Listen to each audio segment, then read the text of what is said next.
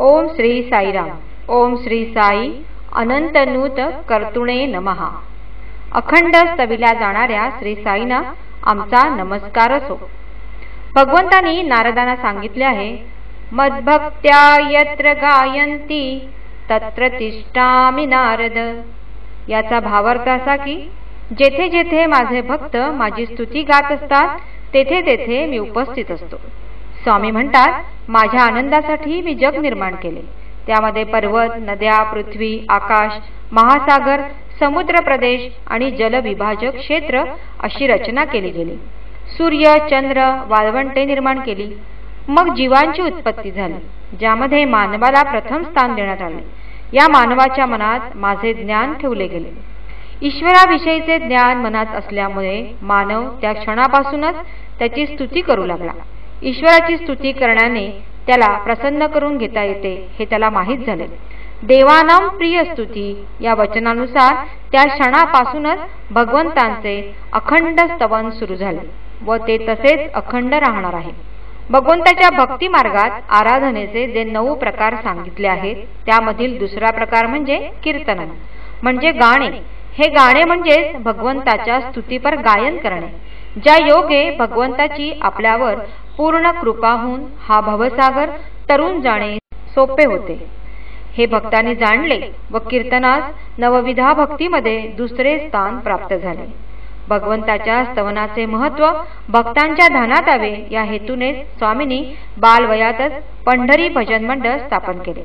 पुट्टपर्तीमधील बालचमुला एकत्र करून त्यांना भगवंतांच्या विविध रूपांची भजने शिकवली। हातात खंजिरी, पायात चाळ व खांद्यावर पताका घेऊन ही पंढरी भजन मंडळी पुट्टपर्तीमध्ये भगवंताचे कीर्तन करत फिरत असत। या योगे केवळ पुट्टपर्तीतच नव्हे तर आजूबाजूच्या गावातील वडीलधाऱ्यांच्या मनात प्रथम कुतूहल व नंतर भक्तिभाव जागृत झाला। अनेक गावांमधून या भजनी मंडळीत भजने गाण्यासाठी आमंत्रणे येऊ लागली। ज्या गावात या भजनांचे कार्यक्रम झाले त्या गावात साथीचे रोग पसरले नाही। भगवंतांच्या स्तवनाचा नामस्मरण व भजन गायन हा सहज सोपा मार्ग स्वामींनी आपणास उपलब्ध करून दिला, जो विश्वभरातील लक्षावधी भक्त आज अनुसरत आहेत। जेथे भगवंताचे स्तवन केले जाते तेथे त्यांची उपस्थिती असते हे स्पष्ट करणारी मुंबईतील एक कहाणी।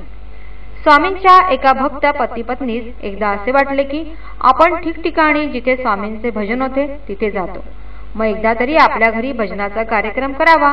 या हेतूने गुड फ्रायडेच्या दिवशी सर्वांना रजा असल्यामुळे तो दिवस भजनासाठी ठरविला। सर्वांना आमंत्रणे दिली। मोठ्या उत्साहाने भजनाची व त्यानंतर महाप्रसादाची तयारी केली। सायंकाळी सर्व मंडळी जमली, भजन सुरू झाले आणि अचानक एका फोटोवरील हार डोलू लागला। जसजसा भजनाने वेग घेतला तसतसा तो हार अधिक जोराने हलू लागला।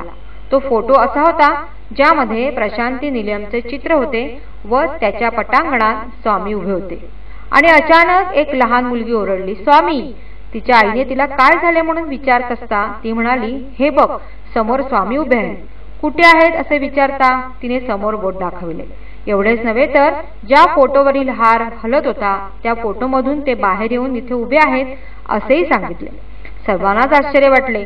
जोपर्यंत त्या मुलीला स्वामी दिसत होते तोपर्यंत फोटोवरील हार डोलत होता। जेव्हा स्वामी अंतर्धान पावले तेव्हा डोलायचा थांबला। नारद मुनी म्हणतात, ईश्वराच्या नावाचे अखंड चिंतन केल्याने भक्तीचा अखंडित प्रवाह उद्भवतो, जो सर्वोच्च भक्तीने अखंड भरलेला असतो। त्यामुळे भक्त स्वतःचे देहभान विसरतो व ईश्वरी प्रेमात पूर्णपणे बुडून जातो। ओम श्री सत्यसाई नाथार्पणमस्तु।